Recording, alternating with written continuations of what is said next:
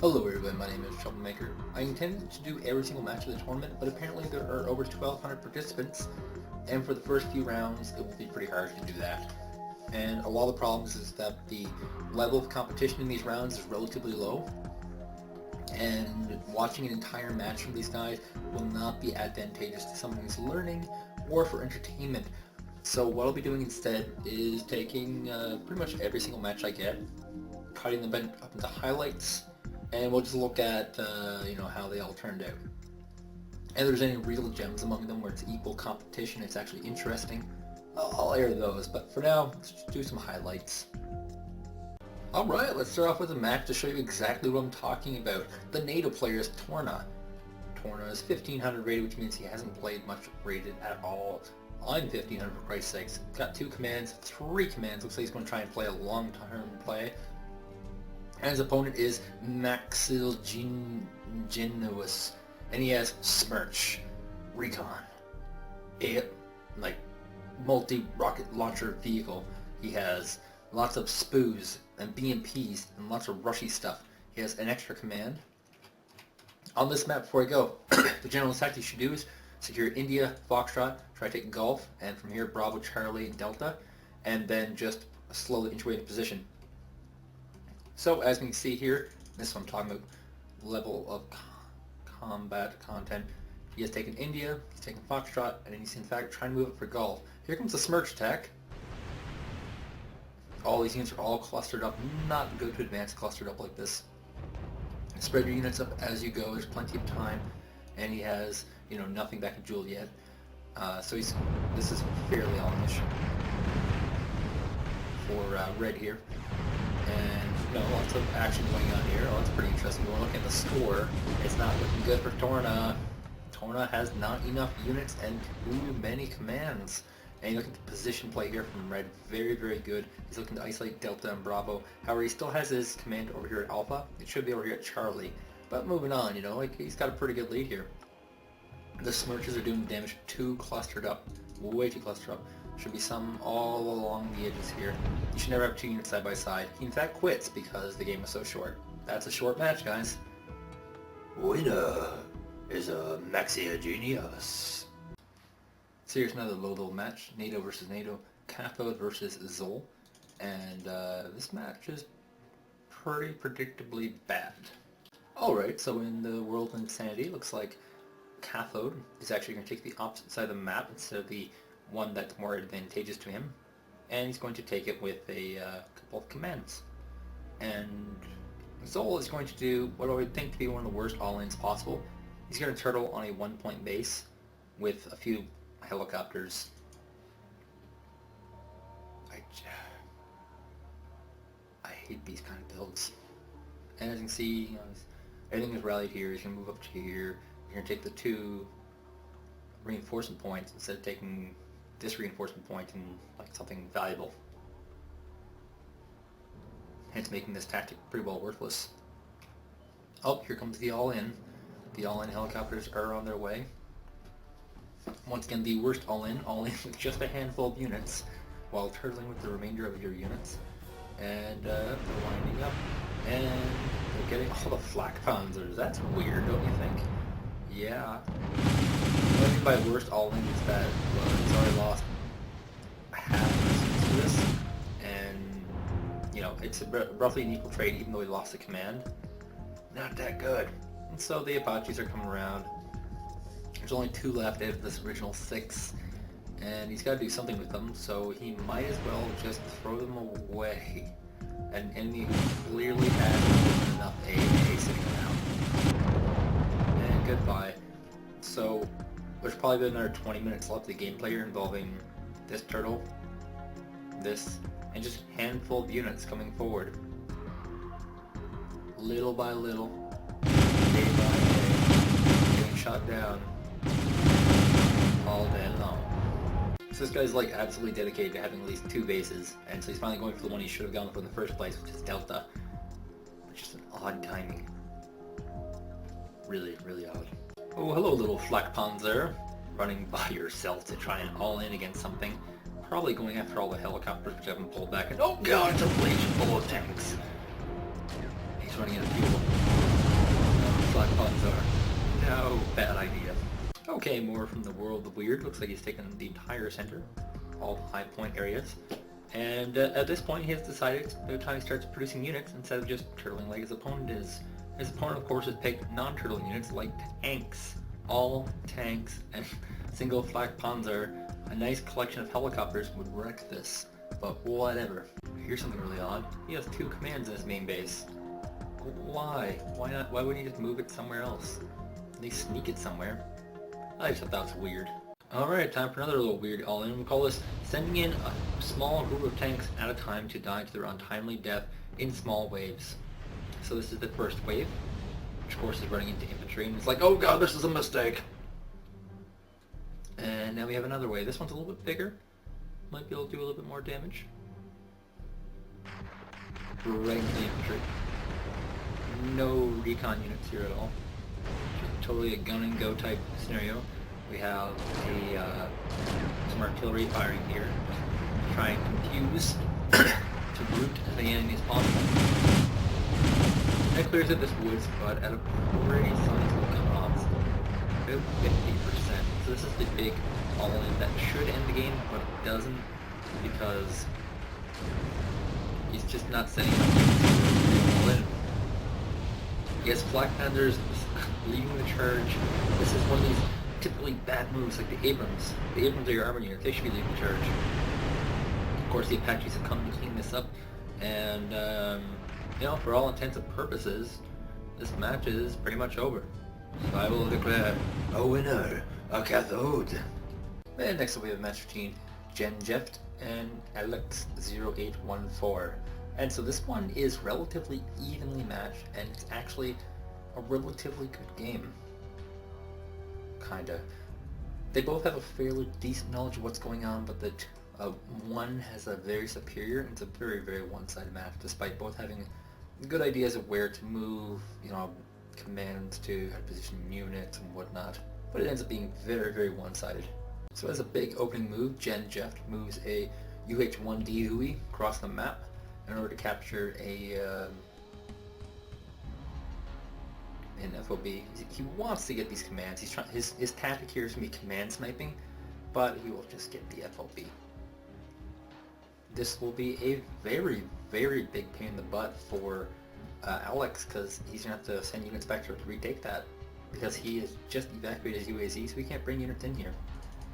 Some things to note: look at this nice position in the woods. A Flampus TO-55 would do wonders right here, if he in fact has it in his deck. And there's all sorts of nice spread units everywhere, covering different places to break kind of anti-aircraft battle tanks together, good power comboing, some anti-infantry units, some anti-tank infantry units, all sorts of great stuff happening here. And of course, here's the Delta Force. A uniquely recon infantry unit that does a lot of damage, has all this sort of stuff, and also can do a lot of detection work. So that's going to be a very big power unit. You can see lots of good recon positions all along the map. There'll be no sneakiness coming from Alex0814, which is probably why he ends up losing this match, mostly because there's not enough sneakiness near with the Delta Force to take the FOB. That's a very, very big point in the map, because it means he cannot restock his troops. It means any ammunition he uses, he will not be able to replace other from this URAL 4320. Anything that comes directly across from this area here. But it will be a pain in the butt. Here's another pivotal point. Our NATO player Genjeft is moving in to snipe a UAZ 469B, which of course is one of the least armored commands available, and readily easy to small infantry groups like this. And this will net him a nice extra 200 points. Do it. This is one of the big reasons why I use a recon style, because they can just do stuff like this. And so this not only puts them back quite a bit, but also means that our blue player has 3 bases to the 1 base Delta. He doesn't have a reinforcing base right now, so he's going to have to, you know, put back. There's like another Delta here to try and sneak this one out, but it will survive. It will. Okay, so we have a small movement here, some tanks, a recon, and a Buratino with an anti-infantry vehicle. The Buratino is kind of weird because if it gets picked off while moving, it just pretty much instantly dies, and those things are worth like 150 points, I believe, each. So this movement here is pretty pivotal to the success of the game. Now, there's a lot of action in this game. You're probably wondering, like, well, why wouldn't you air this? Well, the people who made this game decided to go to a 4,000 point game, which is pretty brutal. And so I made the decision not to do a 40-minute game. The game I did choose is actually very good, and you should definitely watch it later on. The Buratino was empty, it gets out, it did a significant amount of damage, but the trade was definitely not in the favor of our Alex 0814. So we have an attempt here by Alex to do a recruitment block, which means he'll place a large substantial amount of forces here to try and block any enemies from coming, and it's just like a lot of free kills if he can pull this off. And so he's got the right competition units, some Scots, Tunguska, a Teal-55 flamethrower. These units are probably supposed to be part of it, but they're stuck, and a recon just kind of checks stuff out. And this will in fact be taken care of quite effectively, because Genjeff does in fact see it coming. I'm pretty sure he sees it coming. Well, he's moving units in position, so he has to know it's coming. But he's preparing for it, so he's going to be able to take this out relatively fine. Once these Scots lower infantry run into anti-infantry vehicles, these M113s or anti-infantry, they will have a lot of problems. There's a lot of artillery fire going in here, and the only unit here that's really great is Teal-55, and unfortunately everything's so clumped up that everything's just sort of on the way out. So this attempt to block reinforcements failed. These arrows indicate lines of reinforcement. The idea behind this tactic is to just get a bunch of free kills, and he's actually throwing a lot of forces at this, and this is what you kind of have to do. You have to get this position. Put so many forces there that he's forced to pull units off of the map to deal with this.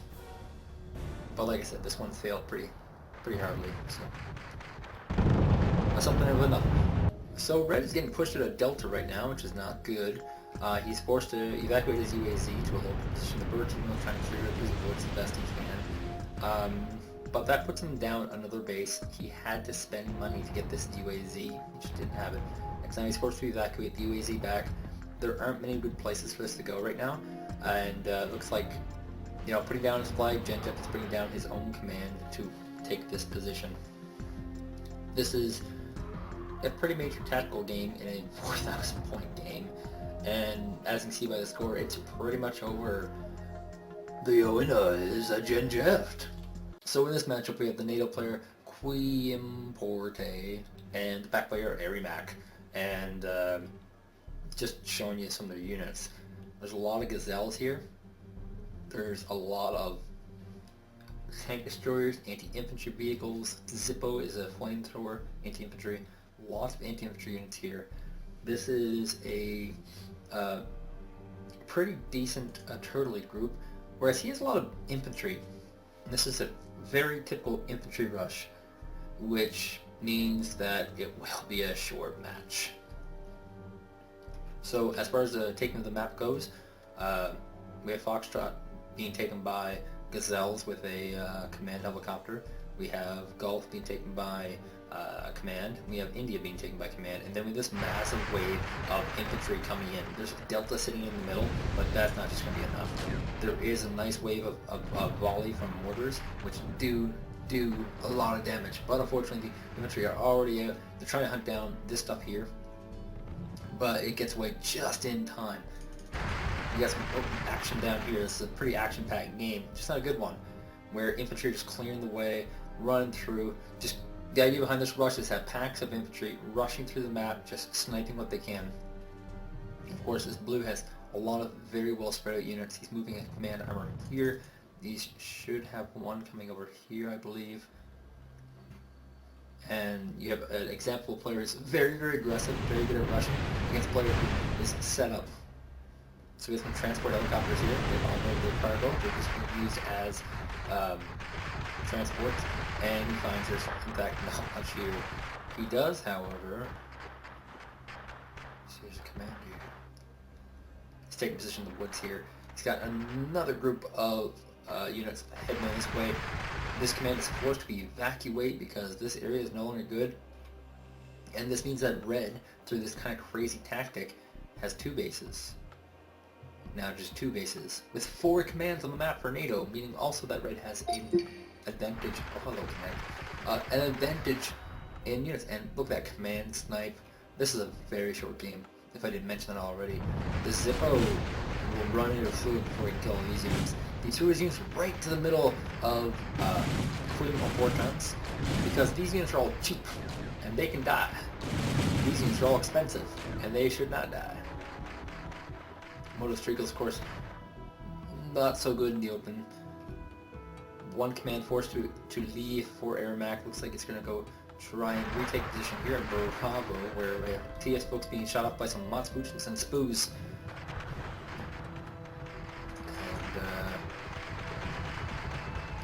And if you didn't gather from this very, very, very good rush, we in fact have a winner in Qui Importe, who's just all over the map, very good with unit control, very fast-paced, and it should be worth noting to watch for this guy, because this could be a giant fluke match. This guy might end up being a really, really good ghost rusher, in which he can just take down some of the best opponents and knock them out of the ladder, or he might just be getting really fluky with some of these rushes.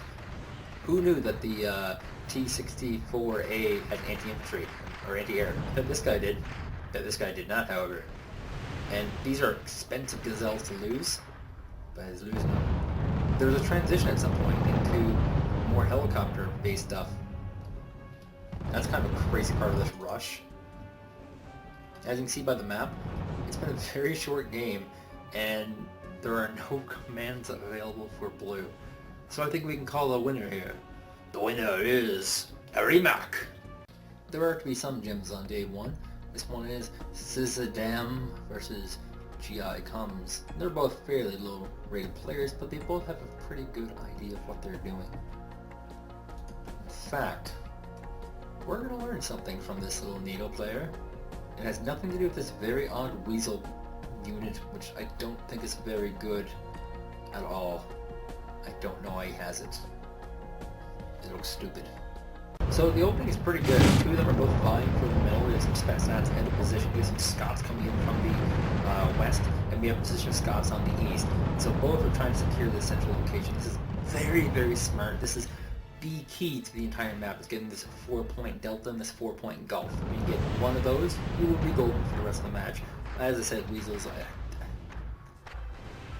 they're just not very good at all. And so it looks as though a lot of raining of fire on this location. The packed player, GI comes going back. Is it GC comes? That's his name. Yeah, it's G-Looms. Oops. G-Looms. Oops, okay. Whatever. That's who he is. G-Looms. So amidst all the war that's going on, somebody watching this replay would probably miss this.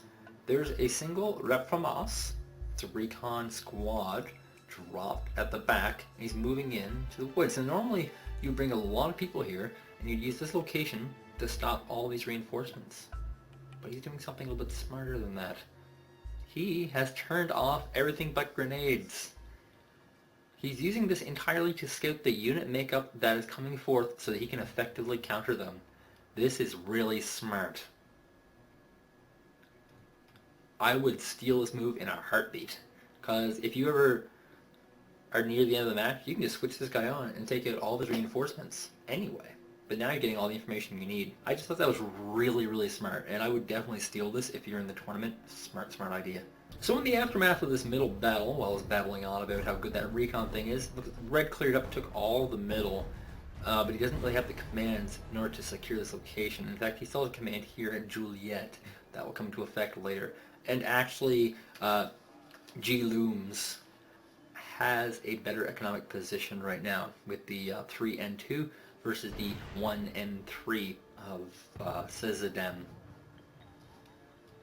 Alright, so we have a little bit of a snipe action going on here. A Puma lands, drops off a 10 Legion, which are a little below average of infantry. They're not very good. He snakes the FOB right off the bat. He doesn't even notice. These Colos actually have guns on them. Yeah, they're very expensive supply trucks. He snipes the command, and now he has the Colos, and now he has no reinforcement point until he can get a command down to here, and then he'll have another one again. but he has to come back and get this. He needs the FOB, and he needs the Kolos.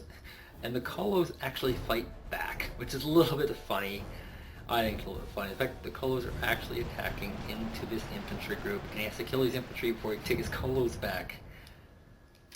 That's funny. These are good plays from Cezidan. Alright, so this entire match, G Looms has been doing these big pushes to try and take this location, and he's been trading, as you can see, quite effectively. And all you actually need to do is just trade at this position in the game. But he's trading about every 1 unit he loses, he probably kills about 1.05 units. And this is one of these pushes that's about to end the game, because up north here, he's also doing another push. This is a nice little two-flank attack. Most decent players have problems defending two of these simultaneously. And he has a great position on both of these. Except for this one, obviously, it's just kind of college type thing. But the two at the front attack pays out very heavily. He's up a lot of points, a lot of position. He has pushed out most of the command so that Cezidan's not earning any points. And he has also just taken control of the most of the map. You can see that he's pushed all along to just the outskirts border. His supply trucks can't even go home and refuel. Well, because he doesn't have any. That was silly of me. Cezidan was able to retake this position, albeit everything needs supplies here, and this will be overrun very quickly. And he was not able to re-establish Charlie, but he did get his VABPC command armor in here. But this location is definitely not secure. So this is a clear win for G Looms. He did very, very well in here. But, you know, props to Cezidan. Even though he's eliminated, he brought some decently new ideas to the tournament, which I'm sure other people will steal. Did you want to see a one-sided match? This is it. Dirty D is probably about 2000 ELO. Beauty, Fulgur, CZ probably just bought the game. So this is very one-sided. So a lot of attention is going to be paid to Dirty D's dirty play and a dungeonry. Alright, so Dirty D has a lot of Gazelles, Blackhawks, a lot of main battle tanks, and they're all rushing in together. This is a typically bad way of playing actually, because all units are available to be shot down by a lot of rockets. And you can see he doesn't have quite the micro that top-end rushers have, which means, you know, he's probably not a tournament favorite just yet. All his units are very clustered together. Here comes the rockets. Unfortunately, they miss. They hit a single FV-432 Raridon, but that doesn't stop Dirty D from doing a dirty rush forward into the main enemy line with a lot of units clumped together. Unfortunately, the enemy just doesn't quite have the unit composition to deal with this. He doesn't have much anti-infantry vehicles, you know, and most of his units are actually just sitting over here. If you're in this position, the actual best way to go is to not engage this directly and sort of try and turtle until you can get position. But Dirty D's rush, dirty rush is over. He's taking position up here, trying to create a contain on just Juliet, and that way he has control of the map, he can expand wherever he wants, and he can just dominate the remainder of the match. This rush did really, really well for Dirty D. He used a lot of very cheap units to get a 700-point lead over Beauty Fulgur CZ. This is kind of the awkward part in the rush where all your units run out of fuel, and they're basically stuck halfway in the middle of the open. Beauty Fulgur CZ could take advantage of this, but he didn't. So as you can see, Dirty D has slowly been getting more and more command armors, just taking control of everything. He has his entry point here, Bravo here, the two 4-pointers, no FOB to steal, and he's just getting map control and just slowly increasing his contain. It looks like he probably wants to take Hotel here, judging by the fact that there's so many units over here, and he does in fact have the Cheesemobile, the Blackhawk, coming around to try and wipe out the unit path right here. So yeah, I mean, this is a lot of what round of one is supposed to be. Round one's supposed to be just a lot of one-sided play. And here we go. Dirty D is coming in for the snipe on the command armor. He already took the Kolos, and he's actually using the Kolos to chase down this command armor and help kill it, if that's not funny enough. He had the unit sitting here ready and waiting for the proper time, and now he feels that the command armor dies, and that actually was the big end of the match. The winner is Dirty D. If you're looking for a snoozer, this is it. A Vulcan versus El Jeff. One of the longest, driest games so far in the tournament. So basically this is the only battle mode in the game. And it's a fairly big one. Mostly infantry, so it's not a high point number. And other than this, it's 2 small trades. And this ended up being a pretty small trade in itself, but it's really the only interesting one. The Machusens and Motorcycles take the day, the Augurs are on their way out, and Red will eventually come to take this entire position, I believe, or maybe Blue does. I can't remember, but it does stay a stalemate for quite some time. Yes, Blue does in fact take the position, but stalemate. Neither person does anything for a while. So in a game like this, where both players are basically only exchanging small amounts of infantry and slowly slide their way up and down, and where the game stays relatively close, it all kind of builds up to this one big moment where stuff kind of happens all at once. And we're kind of getting to that point as the game winds down.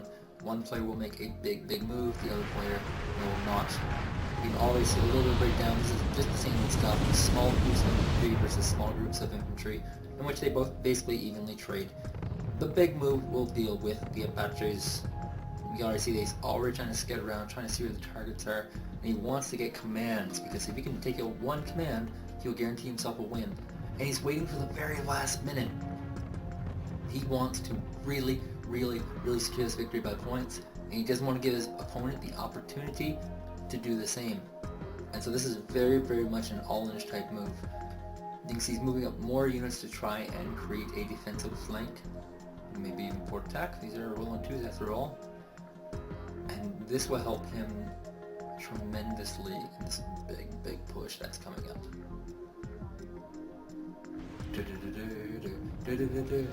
Stunned. That pisses people off. Will help Jeff defend this big last minute push. Will he get the better half? Here comes the desperation. The Apaches are coming around, looking to take out what they can. Every tank is a big hit, and as you see, it brought him really close to it again. He just needs to get command armor. Any of these armors would be huge. And these last minute pushes. Vulcan coming back into the game. From behind, the armors are taking a lot of the blows. There's in fact a recon unit in here causing some mayhem with these colos, and he's actually put himself back in the lead, and he can full on retreat because he doesn't need to aggress anymore. His opponent is not the one who's built up 400 points. And this armor recon is be obnoxious. But this is definitely for sure with a time victory, our winner. And our winner, a Vulcan. Apparently from Vulcan Gaming. And now, a Master T NATO player, the Danger Box, and the Pack player, Bixby. I got a question mark on the end there because I have no idea how you pronounce its name like this. But yeah, like, neither of these guys look like they're particularly good. This is what I would call the average person's perception of the game. It's just make like a bunch of random units and go with it. He's got a lot of anti-aircraft units. He's probably been preparing for, a person with a high amount of air. And so, the general strategy, as I always say for this map, is to take one of these entry points, and then take one of these, kind of create a small arc here. But these guys, he's keeping it down here. Our red pack player has kind of a clue, which is good. But unfortunately, he's also doing kind of a rush forward to try and take position in Delta. All the while, he doesn't have this, well, not too bad actually. He just bought another command armor, so he can place it right here. Which, now that I think about it, that's not too bad of an idea. If you bank enough points for a command armor, and then only give him the command armor if you can secure this location. Because that way, if you don't secure this location, you can actually make more units. Which is actually kind of smart. And so he's bringing out some Bertinos. Bertinos are the bad boys of the West. They do the rocket fire that nobody really likes. Everyone hates Bertinos when they play against them. But everyone loves abusing the crap out of them. And these starships are not particularly great units. These are the anti-air tank unit. They do have, some stuff, but mostly it's crap. They're not very good units. I know this because I use them quite often. Where are you going, Starship? Usually when people try to rush a unit around, they usually try to use something like a infantry or something cheap. Not a 120 point unit. God, that's bad. Look, he's even bringing the... Is that what, PTR faggots? Unload them already. I want to see what's inside. Be present. Pretty sure those... What the... He's splitting... What? I'm confused. Why would you split those guys up? Weird. Currently in the lead is the NATO player, the Danger Box, who has his starship in a weird proxying position. That's weird. And here it goes, 10 minutes later, going in for its one big move. Luckily for him, the Conquerors, they're not faggots, the Conquerors, seem to be moving out of position just as this tank goes by. Like, holy crap, are you the luckiest starship in the entire planet? Every time you move, this guy's out of position. Holy crap. Also, there's a little bit of a battle that happened here with some shots for one mouse trying to take position, but a TO-62 flamethrower, not in case the TO-50, which is much better, took it out. Oh god, Starship! You are about to die and give the lead over to Bixby, I think. Oh, here comes some TAD. BBs, which one-shot it. Bixby's coming back. Oh look at the single, UDH-1, oh it's dead. Oh, it's dead. Delta Force. Can you do anything other than root? Now you're dead. Oh, it lives. Does it live? It lives. He tried to snipe, but it lives. What's going on over here? Oh, it's another Delta Force snipe. This is a really, really common tactic in the current metagame, is using these Delta Force recon units to snipe units and snipe out commands, and it works really, really well. Just because of how retardedly overpowered they seem to be. Oh, little starship, why are you in the open? You shouldn't be here, it's time to run away. Ooh, what's going on over here? Oh, nothing, just the brand new M132 Zippo. Laying flame to this area here. Nothing big. Milan, out of supplies. It's still actually a pretty close game. You know. They're pretty well neck and neck. And we got a Gazelle coming here. Finish off the game. I don't even know who won this. The Danger Box! The Danger Box is the winner. And we have a NATO versus NATO match. And I will say, Yoshi, who has a ton of tanks and flak panzers and anti-tank and lots of heavy tank stuff, is actually a pretty good player. Yoshi does pretty good. The only Jacob, probably a little bit newer to the game, he's 1500 rated, which tells us he probably played one ranked match. I think the prediction is pretty obvious for this one. Nope, he has multiple commands. So he's, going for some kind of longer game. And when we look at this, we see, oh, it's two commands. So he's going for a weird game. This and this are very, very spread out. Meaning that these groups units and these groups units are very, very isolated. By comparison, we see that Yoshi has taken 3 points, all within close proximity. Oh, and a 4th point over here, he's taken a really weird couple of maps that both have giant jaunts of units that are very, very spread out from each other. Here comes a Leopard Rush, right into the M1A1 Abrams. That's unfortunate. They were expensive. 200 points. But it's okay, because Jacob is about to run into a lineup here and throw away the match himself. Oh, maybe.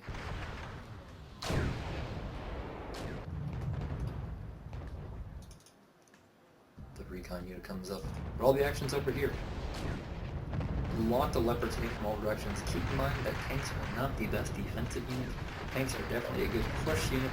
Want to push into the enemy. Use as a tank to fend off the enemy. The AMX comes here and squashes everything, including the Jupiters. He takes his own Jupiters. This gives a huge lead to Jacob, meaning that Yoshi has to make a pretty massive comeback, and he's only using leopards and the Jupiters. You can see the advantage here already of having more units, because that's what the only Jacob has. In this action-packed match, we have an attempt to get a group of units around to this isolated group of units. most of these are anti-tank units, so this is going to be kind of problemsome for a guy who is only making tanks. Yoshi. Why did I talk you up so much? It turns out you weren't as good as I thought you were. You don't make friends with salad. You don't make friends with salad. Oh, hello. Have you seen the conga line of leopards and infantry? Yeah, M11G3GA infantry, probably carrying something like a Chasseur Famas. So far, Yoshi's had very little success with these pushes. He's been sending tank after tank, and it hasn't done much. Whereas the only Jacob has been doing very, very well. Keep Sheridans and AMXs in the front to soak the damage, and then send in your tank destroyers afterwards. Really smart. Recon unit under attack is taking position at the factory, and we have the remainder of the army coming in, swarming in, looking to get some killing blows here. With some gazelles coming in back, I think 3 MXs should be able to deal with the Black Panzer as well, which should be putting the total even higher for the only Jacob, who has had nothing but success with every single push he has done. If there's anything you can do, you can look back at this match and see like what units died. And any unit that died, you just pull back on the attacks. It did pretty good. We have Blue, Yoshi doing a little push up here. It's got the leopards going into position to do what? Where are you going? He's going the wrong way. It's okay. And here comes the finishing blows. Cobras, and no real AA here for Yoshi.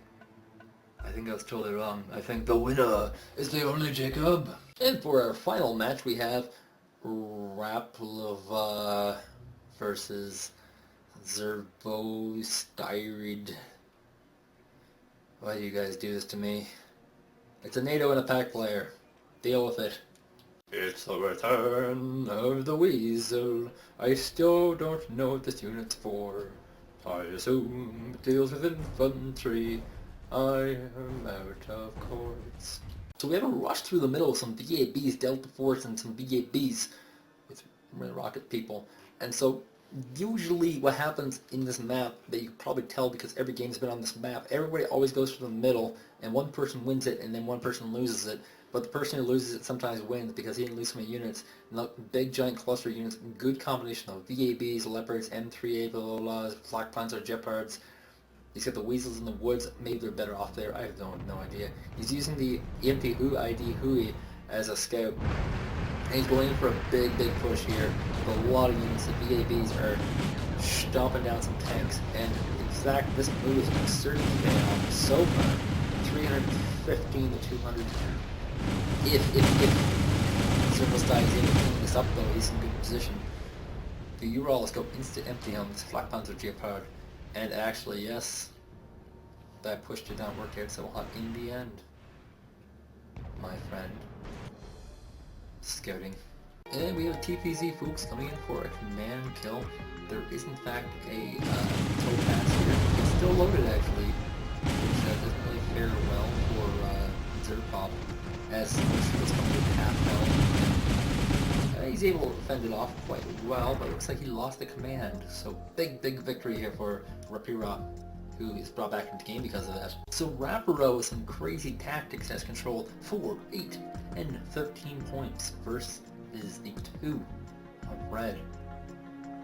And this allows him to just continuously stream in high veterancy, expensive units that do a lot of stuff good. So here's a little thought. There's no command armor here, but there's a lot of units here to protect just one FOB. It would be advantageous for him to kind of move all these onto position map just so that he can kind of, I don't know, stage off some area. Just a thought. And here comes a big rush into the depth of the blue. Oh my god, this is pretty crazy. He's also got a, where's this? The Pion? I've never even heard of this artillery unit. Smashing the woods. And because of the Pion, I guess Zervostyrid stayed kind of in the game here. But barely. This is getting bad. It's a big push of VIBs. Slow down, just get some more match. This is a lot of units. Holy crap. It's all building this. A lot of weasels, leopards, Bradleys. This is a good contest for artillery. If I look at what these guys are, or like an MLRS launcher of some sort. But oh my god, Rapara is coming in and cleaning up the shop to take the victory. The winner is a Rapara. Well guys, that's the end of my day one highlights reel. I will have a full match out when that was really good. You know, these were kind of like the reject replays that didn't feature the best of the best. Don't rule any of these guys out who won. Because if anything, winning gives people confidence to work harder, to learn, train, get better at play, and you know, there's 1,200 people, there's 600 left, and if bad players have to play 50 matches to get into the top 128, they'll probably be good players by then. So yeah, just don't rule any of these guys out just yet. Thank you guys for watching, and enjoy more coverage of the Wargame Cup, brought to you by UGen Systems.